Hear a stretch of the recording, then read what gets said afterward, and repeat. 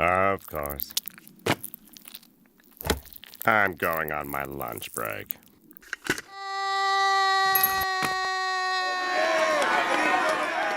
SpongeBob being chased by a bloodthirsty mob? Is it my birthday?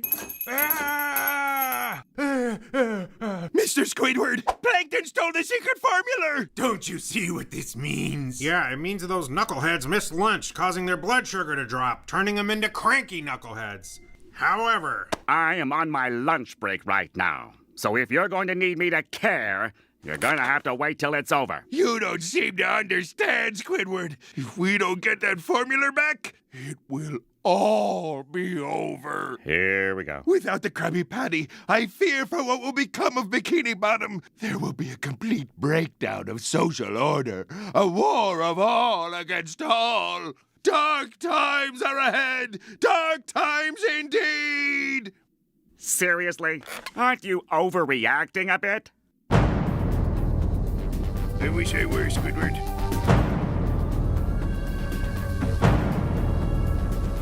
Wish I were. Such insignificant creatures. They dare steal from Galactus. For that, I will destroy their planet.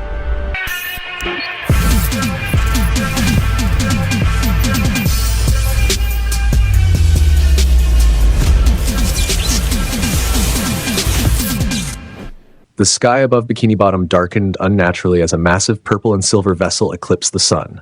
Fish swimming through the coral streets stopped in their tracks, staring upward in confusion as the water pressure changed and an ominous hum vibrated through the ocean depths. Inside the Krusty Krab, SpongeBob was mid-flip of a Krabby Patty when he noticed the sudden darkness. "Hey, Patrick, did you know it's night already? I didn't even notice the sun setting." SpongeBob chirped, turning toward his best friend who was sleeping with his face in an empty kelp shake glass. Patrick snorted awake. "Huh? Night? But I just got here for lunch." Mr. Krabs frantically checked his money vault. "Me profits! The customers are leaving. This is a disaster, lads." Outside, the massive ship, the Ta-2, Galactus's world ship, hovered ominously above the city. From its depths emerged the Devourer of Worlds himself, a towering cosmic entity clad in silver armor, his eyes glowing with the power of the universe. "People of this aquatic realm," Galactus's voice boomed through the water, shaking coral structures to their foundations. "I am Galactus. Your world has been selected for consumption. Prepare to be absorbed into the cosmic whole." Inside his Easter Island head home, Squidward Tentacles was in the middle of practicing his clarinet sonata when the cosmic announcement interrupted him. "Oh, for Neptune's sake," Squidward groaned, lowering his instrument. First it's SpongeBob's annoying laughter, then Patrick's stupidity, and now some cosmic entity is going to ruin my artistic reverie? This is just typical. He stormed to his window and looked out at the massive figure hovering above Bikini Bottom. "Of all the days for the universe to end," he muttered, "it has to happen when I finally had the house to myself." SpongeBob, Patrick, and Mr. Krabs emerged from the Krusty Krab, staring up at the cosmic giant.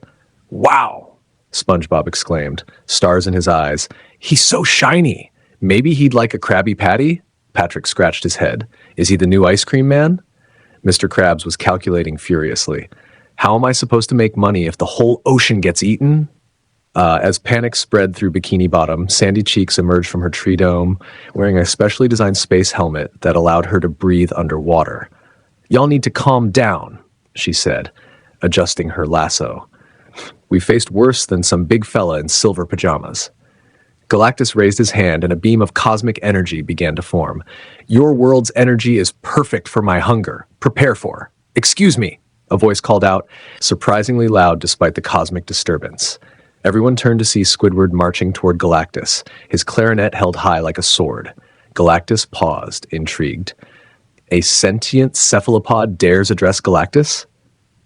"That's right," Squidward declared, though his voice trembled slightly. "And I've had quite enough of this consuming world's nonsense. Don't you have any respect for the arts, for culture, for quiet time to practice one's clarinet without cosmic interruptions?" SpongeBob gasped. "Squidward, be careful." Patrick whispered to SpongeBob. Is Squidward going to fight the shiny man with his music? Galactus studied Squidward carefully. You are different from the others. There is a hunger in you, but not for sustenance, a longing for something greater. Squidward straightened up. Well, of course there is. I am an artist trapped in a world of ignorance and mediocrity. While I create masterpieces on my clarinet, no one appreciates them. While I seek beauty and refinement, all I get is SpongeBob's incessant cheerfulness and Patrick's, well, Patrickness. Galactus nodded slowly. I sense your discontent. Your soul burns with a creative fire rarely seen in this galaxy. Most beings merely survive. You yearn for transcendence. What are you talking about, you big shiny bully? Mr. Krabs demanded. Leave our Squidward alone. Galactus ignored the crab. Mortal cephalopod, I offer you a choice. Join me as my herald. With the power cosmic, you shall travel the stars, seeking worlds for Galactus to consume. In return, you shall gain powers beyond imagination and escape this mundane existence that so offends your artistic sensibilities. Squidward's eyes widened. You mean I could leave Bikini Bottom forever? No more Krusty Krab? No more SpongeBob's annoying laugh? No more doorbell ringing at all hours? Exactly. Galactus confirmed. You would be free to explore the cosmos, to witness the birth and death of stars, to create symphonies that would shake galaxies. SpongeBob's eyes filled with tears. Squidward, don't do it. We need you. Who will play clarinet at the Bubble Bowl? Who will tell me I'm annoying? Patrick nodded sagely. Yeah, who will let me borrow his clarinet to make bubble tea? Squidward looked around at the faces of his neighbors. SpongeBob's pleading expression, Patrick's confused but earnest face, even Mr. Krabs looking worried about losing his cashier. For a brief moment, something resembling emotion flickered in his eyes. Then he straightened his posture. I've made my decision. I accept your offer, Galactus. Galactus raised his hand, and a stream of cosmic energy enveloped Squidward.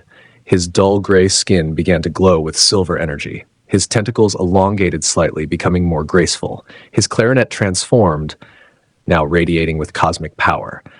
I shall be known as the Tidal Surfer, Squidward declared as the transformation completed.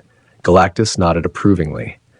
Your first task, Tidal Surfer, is to locate a suitable world for consumption. I sense one rich with artistic potential not far from here.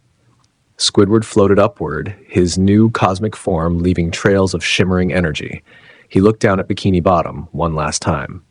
Goodbye, insignificant speck of ocean, he said, though his voice lacked its usual venom. Perhaps one day you'll appreciate true artistry, but I won't be waiting around to see it. As Squidward flew off with Galactus, SpongeBob wiped away a tear. Do you think he'll ever come back, Patrick? Patrick scratched his head. Who? The Tidal Surfer, you numbskull, Mr. Krabs shouted. Me best cashier. Sandy adjusted her helmet. Y'all, I reckon Squidward just got himself mixed up with something bigger than a jellyfish net.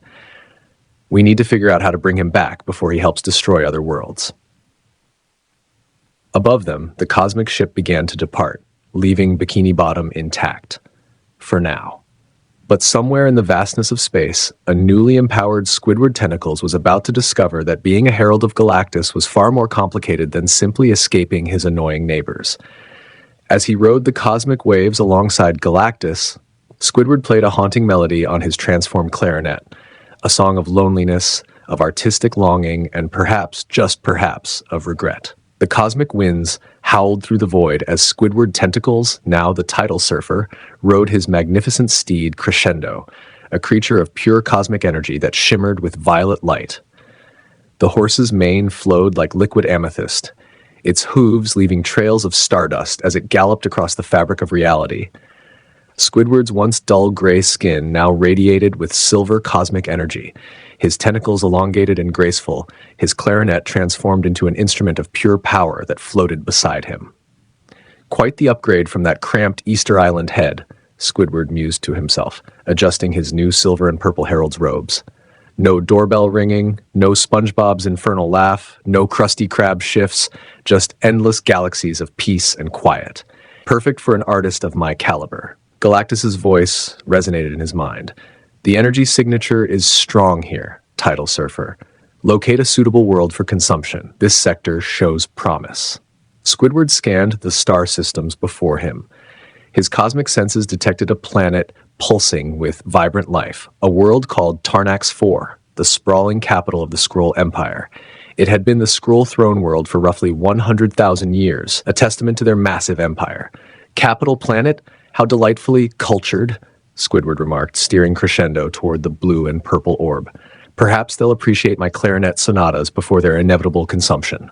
A proper audience for once. As Squidward descended through Tarnax 4's atmosphere, he was struck by the planet's beauty. Towering crystalline structures glittered under twin suns, and cities sprawled across continents in geometric perfection. But what truly surprised him were the inhabitants. Skrulls, shape-shifting extraterrestrials who moved through their daily lives with surprising normalcy. He landed in a residential district where families gathered in public squares. Children played with holographic toys, elders shared stories beneath glowing trees, and artists performed in the streets. Squidward's cosmic clarinet floated beside him as he walked, drawing curious glances. "By the Empress's grace," exclaimed a Skrull in a simple tunic, his features shifting from warrior to scholar as he approached. "A Herald of Galactus walks among us." Squidward straightened his robes. "Indeed, I am the tidal surfer, Herald of the Devourer. I've come to..." Before he could finish, the Skrull bowed deeply. "I am Talos of Sarnak. Please come to my home. My family would be honored to host a cosmic being of your stature." Squidward hesitated. "I'm here on official consumption business. Your planet has been selected for..." "Nonsense," Talos insisted, his features shifting to a warm, inviting face. "Even heralds must rest. My daughter Gaia has been practicing music. Perhaps you could give her pointers?" Against his better judgment, Squidward followed Talos through winding streets to a modest home with a garden of bioluminescent plants. Inside, a Skrull woman named Renelle greeted them. "Talos, you brought a guest," she exclaimed, her features shifting to a motherly expression. "We don't have much, but we share what we have."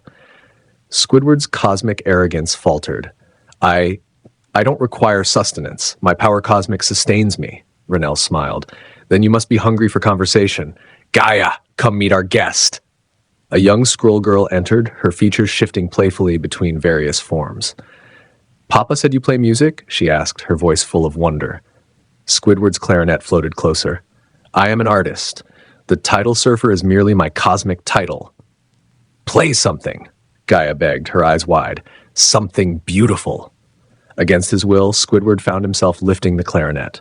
He played a haunting melody, the same one he'd performed after leaving Bikini Bottom.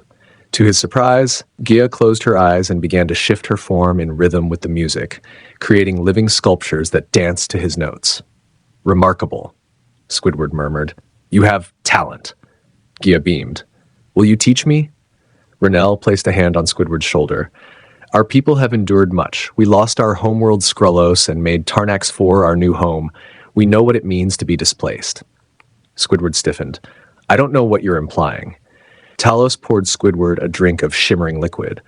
"We've seen heralds before. Morg the Executioner, the Silver Surfer, they all had choices. Even as instruments of destruction, they retained their humanity." "I am no mere instrument," Squidward snapped, his cosmic aura flaring. "I chose this. I wanted to escape my insignificant life." "And have you?" Renelle asked gently. "Or have you merely traded one cage for another?" That night, Squidward stayed as Talos' guest. He listened to stories of Skrull refugees, of families torn apart by war, of artists creating beauty amid chaos. Jaya showed him her sketches of their world, crystalline towers, bioluminescent forests, the twin sunsets. Squidward found himself sharing stories of Bikini Bottom, of SpongeBob's annoying optimism, of Patrick's stupidity, of Mr. Krabs' greed, and to his own surprise of how he sometimes missed it all. "You see," Talos said as they watched the twin suns set, "we Skrulls know what it means to lose a home. It's not just buildings and land, it's memories, connections, the soul of a people."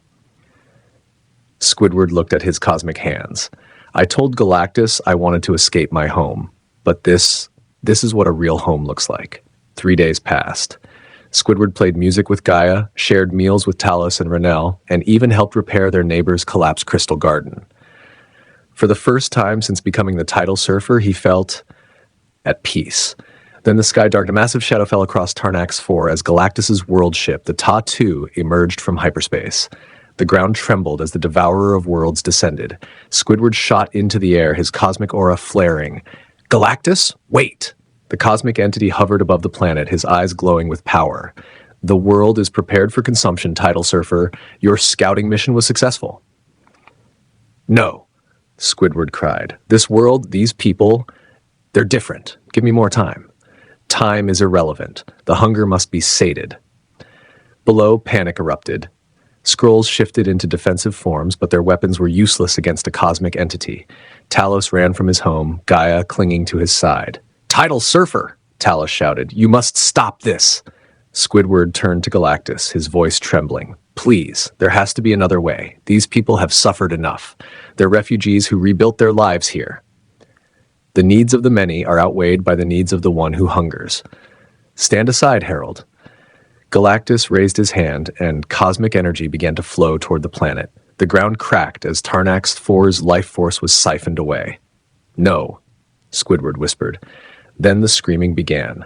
The crystalline towers shattered like glass, impaling Skrulls as they collapsed. Rivers of molten crystal flowed through streets, burning those who tried to flee. The twin suns dimmed as Galactus drained the planet's very core, causing tectonic plates to tear apart with sounds like continents being ripped in half. Squidward watched in horror as Talos shifted through dozens of forms trying to protect Gaia, but the ground beneath them gave way. Renelle reached for them, her hands stretching impossibly long before the chasm swallowed them whole. Stop! Squidward screamed, firing cosmic energy at Galactus. The blast dissipated harmlessly against the entity's armor. You forget your place, Herald. Galactus backhanded Squidward with cosmic force, sending him crashing into a mountainside.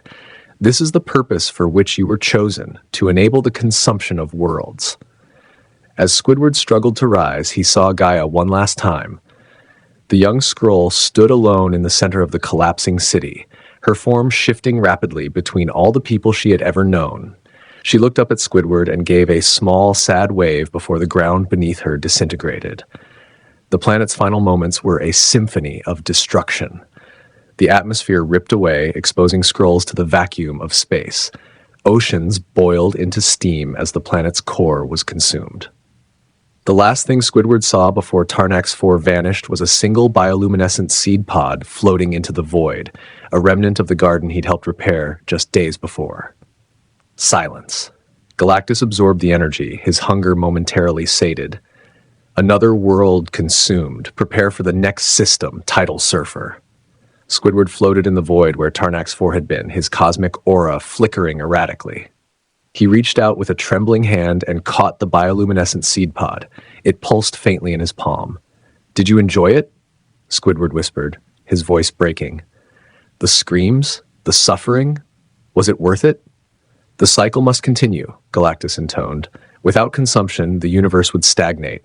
Squidward looked at his cosmic hands, the same hands that had played duets with Gaia, that had helped rebuild a garden, that had now enabled this atrocity. He thought of Talos's words. Even as instruments of destruction, they retained their humanity. I don't want to be your instrument, Squidward said quietly. You have no choice. I chose this, Squidward screamed, his voice echoing through the void. I chose to leave Bikini Bottom. I chose to become your herald, but I didn't choose this. He held up the seed pod. I didn't choose to destroy families, to erase entire cultures, to watch children die. Galactus remained impassive. Regret is irrelevant. The hunger returns. Prepare for the next world. Squidward floated in silence, the seed pod glowing in his hand. He thought of SpongeBob's annoying laugh, of Patrick's stupidity, of Mr. Krabs' greed. All the things he'd fled from. Compared to this, they were symphonies of joy. As Galactus departed, Squidward remained in the void, playing a single, mournful note on his clarinet. The note hung in space where Tarnax 4 had been, a requiem for a world consumed, for a family lost, for the artist who had become a monster. The Tidal Surfer had found his peace, and he hated himself for it. The cosmic void felt colder than usual as Squidward tentacles, now known across galaxies as the Tidal Surfer, drifted through endless interstellar darkness. His skin, once a simple dull gray, now shimmered with silver cosmic energy, light dancing across his tentacles like waves under moonlight. His clarinet, transformed by the power cosmic, pulsed faintly at his side. No longer merely an instrument of art, but a weapon, a beacon, and a curse. Every note it released carried the memories of lives lost, resonating with voices that would never sing again. He remembered their names, their faces, the Skrull refugees who had once trusted him, the children who had clung to his tentacles and called him Uncle Squiddy, Talos and his family who had fed him from their dwindling supplies as if he were one of their own, the fragile elder who had taught him haunting Skrull melodies on a crystalline flute, songs that now echoed endlessly in his dreams. And then, the silence, the hollow void where laughter and music had once been, consumed when Galactus devoured their fragile sanctuary world. Squidward hovered near a dying red giant, watching its final gasps of flame flicker into oblivion. His mind replayed that moment endlessly, Talos placing a weary hand on his shoulder and whispering, "You have a good heart, tidal surfer. Find another way." He had wanted to. He had tried to, but instead he had pointed his clarinet like a weapon, directing Galactus's hunger, and with that simple gesture he had condemned billions. "Art isn't supposed to feel like this," Squidward muttered into the void. His voice echoed strangely, amplified by cosmic resonance. He raised his clarinet and played a single dissonant note. It rang across the void, sharp enough to shatter a drifting asteroid into glittering dust. The fragments sparkled for a moment like a cruel parody of applause. At least back at the Krusty Krab, the misery made sense. Overcooked patties, SpongeBob's chatter, Patrick's stupidity, but this is misery that echoes forever. For the first time since becoming a herald, Squidward longed for the very annoyances he had once cursed. The endless doorbell ringing, SpongeBob's relentless optimism, Patrick showing up at odd hours with baffling questions. Now those things seemed warm, alive, a symphony compared to the silence of genocide. Talos's daughter had asked him once as the planet dissolved, "Uncle Squiddy, will the music stop forever?" He hadn't been able to answer, and that silence weighed heavier than any note he had ever played. Squidward slammed a fist against his helmet, sending a ripple of energy through the void. "I'm not a rebel. I'm not a hero. I just wanted a little peace and quiet to practice my clarinet. But maybe Talos was right. Maybe the universe needs rebels, even small, miserable ones." And then the thought struck him like a meteor. What if I quit? The idea was absurd. No herald had ever quit Galactus. Heralds served until they were consumed by battle or madness. Yet, Squidward remembered something in the Skrull archives. A legend, a device so dangerous that even Galactus himself feared it. The ultimate nullifier, and he knew exactly who guarded it. The Watcher's moon.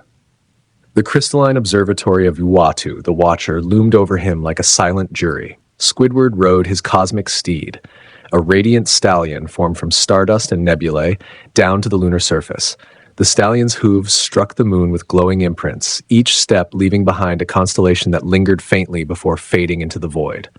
"Uatu," Squidward called, his voice shaking planets from their orbits. "I know you're in there, you big bald voyeur. I've seen you watching SpongeBob's jellyfishing fails for years." The crystalline doors opened with the sound of worlds cracking. Uatu filled the frame, a being of impossible size, his enormous head casting shadows that bent light itself. His gaze was heavy enough to make even Squidward feel like a speck of dust. "Tidal surfer," the Watcher intoned. His voice echoed through the atoms of the moon itself. "You trespass where no herald dares. Galactus will not approve." "Yeah, well," Squidward said, his shoulders squared, his clarinet glowing faintly, "Galactus can take his approval and shove it. I'm done pointing at planets like some kind of intergalactic make Mayday Day." Uatu's single eye narrowed. "You seek the ultimate nullifier." "Damn right, I do," Squidward snapped, then softer. "I mean, hypothetically, if a certain squid were reconsidering his career choices. The nullifier is no mere resignation form," Uatu thundered. "It is existence's reset button. Aim it at anything, planet, god, cosmic entity, and it is erased. Forever. Even Galactus." Squidward's tentacles trembled. "Then it's perfect. I'll unmake him and problem solved." But Uatu only made a sound like tectonic plates grinding together. Laughter in his alien way. "Foolish mortal. To wield it requires absolute resolve. Use it against Galactus and you too vanish. Herald and Devourer are bound as one. His end is yours." Squidward deflated. "So no easy button, huh?" "There is another path," Uatu rumbled. "The nullifier is as much a threat as it is a weapon. Galactus fears little, except non-existence. If you confront him with true conviction, prepared to sacrifice yourself, he may yield." Squidward blinked. "You want me to bluff the most powerful being in the universe?" not bluff. Resolve. He will know if you hesitate. Squidward paced, leaving glowing hoofprints behind. So basically, cosmic chicken. I point this thing at him, say, we both go boom, and hope he calls it off? Precisely, Watu said. But think, cephalopod. Even if he spares Earth, you remain his herald. He will send you to other worlds. Can you carry that weight? Squidward's eyes hardened. Then I'll sabotage every mission. I'll play my clarinet so badly it shatters cosmic harmonics. I don't care. I won't let another Talos family disappear because I kept my mouth shut. For a long time, Uatu was silent. Then slowly he nodded. Come. There is much to prepare. 3 days later, Squidward floated in the void, the ultimate nullifier clutched in his tentacles, a small, plain black box, unimpressive to the eye but humming with reality-shattering potential. The stars themselves bent away from it, refusing to be near. Before him towered Galactus, a living god, the devourer of worlds. His armor blazed with energy, his voice shaking galaxies. You dare summon Galactus? He boomed. Your insolence is... I'm not your herald anymore, Squidward interrupted. He raised the nullifier, which pulsed with impossible darkness, swallowing nearby starlight. This ends now. Galactus regarded him, amused. You think you can wield what mortals fear to name? Squidward's grip tightened. Try me. I'll unmake us both. No more Galactus, no more tidal surfer, just silence. For the first time in eons, hesitation crossed the Devourer's face. You would erase yourself? I already did, Squidward whispered, his voice cracked, raw. When I pointed at that Skrull refugee planet, when Talos' daughter asked me if the music would stop forever, and I had no answer, I've been erased ever since. The cosmic storm around Galactus slowed. Silence stretched long enough for stars to be born and die. Finally, the giant lowered his hand. Very well. Earth is spared. Forever. You are free. The bond between Herald and Devourer snapped, leaving Squidward gasping, lighter and lonelier than he had ever been. Galactus vanished into the dark. Uatu appeared at Squidward's side. You did well. You faced eternity and chose sacrifice. That is a force even Galactus cannot consume. Squidward turned his gaze toward Earth, a small blue dot. I need to go home. I think someone still expects me. Hash returned to Bikini Bottom. The plunge through Earth's atmosphere was chaos. His cosmic steed dissolved as he fell, crashing into Goo Lagoon in a spectacular silver explosion. He surfaced, sputtering, and crawled onto the sand. Home at last, he wheezed, and it only cost me infinite guilt and a near-suicide pact with a god. But Bikini Bottom was not as he remembered. The streets were dark, the joyful chaos gone. A net dropped over him, dragging him to the sand. Traitor, a voice growled. He looked up. Mr. Krabs, but scarred, hardened, one-claw cybernetic. His armor was cobbled together from old Krusty Krab uniforms. Mr. Krabs? Squidward gasped. Captain Krabs now, the crab sneered. Since ye abandoned us, we've been fighting Galactus' scouts. SpongeBob leads the resistance. Sandy builds weapons. Patrick, well, Patrick's Patrick, but even he's useful. Squidward's stomach sank. Where's SpongeBob? At the Krusty Krab, defending the last food stores. If we lose it, we're done. Take me there, Squidward said instantly. The Krusty Krab was a fortress now. Coral barricades, electric jellyfish weapons. On the roof, SpongeBob himself fought with a jellyfish net rigged to fire electric arcs. His eyes were harder, older, but still bright. Come on, scouts, he roared. My grandma throws harder than you. Squidward approached from behind. The Skrull scouts turned to face him. One shifted into a perfect double of Squidward. The traitor returns, it sneered. Squidward's eyes narrowed. Do I really look that miserable? Raising the homing beacon Uatu had given him, he pressed it. A piercing tone filled the water. The Skrulls froze, terror etched on their faces. That's a Galactus distress signal. Bingo, Squidward said before tackling the leader straight through the Krusty Krab window. Krabby Patties flew as they crashed. SpongeBob, Squidward shouted. Now! SpongeBob leapt, net crackling, and ensnared the remaining scouts. Electricity surged, dropping them instantly. Inside, Squidward slammed the leader's head into the cash register with a bonk until silence fell. When he stood, SpongeBob was staring at him, trembling. Squidward? Is it really you? Squidward straightened his collar. Who else would risk annihilation to save a grease trap like this? SpongeBob tackled him in a hug. I knew it. I knew you'd come back. And, for once, Squidward didn't pull away. That night, Bikini Bottom celebrated, not with chaos, but with gratitude. Sandy tuned up a sound system, Patrick tried and failed to juggle pickles, and SpongeBob insisted Squidward play a song. At first, Squidward wanted to refuse, but he remembered Talus's daughter, he remembered her question, and he remembered his promise. Never again would the music stop. He raised his clarinet and he played. It was a song of sorrow and hope, a melody of refugee lullabies, of defiance against gods, of the laughter of an annoying sponge who never gave up. It told the story of a cephalopod who had finally realized that home wasn't peace and quiet, it was the noise of people who cared about him. When he finished, silence reigned. Then came applause, real applause, from the very people he had once despised. SpongeBob leaned forward, eyes shining. It was perfect. For once, Squidward believed him. He stepped outside afterwards, staring at the stars. Somewhere, Galactus still consumed worlds, but Earth and Bikini Bottom were safe. SpongeBob joined him with 2 kelp shakes. They sat in silence, side by side, looking at the night sky. And for the first time in his life, Squidward tentacles didn't feel like the most miserable soul in the sea. He felt exactly where he was supposed to be. The clarinet's notes drifted softly into the night, a requiem for the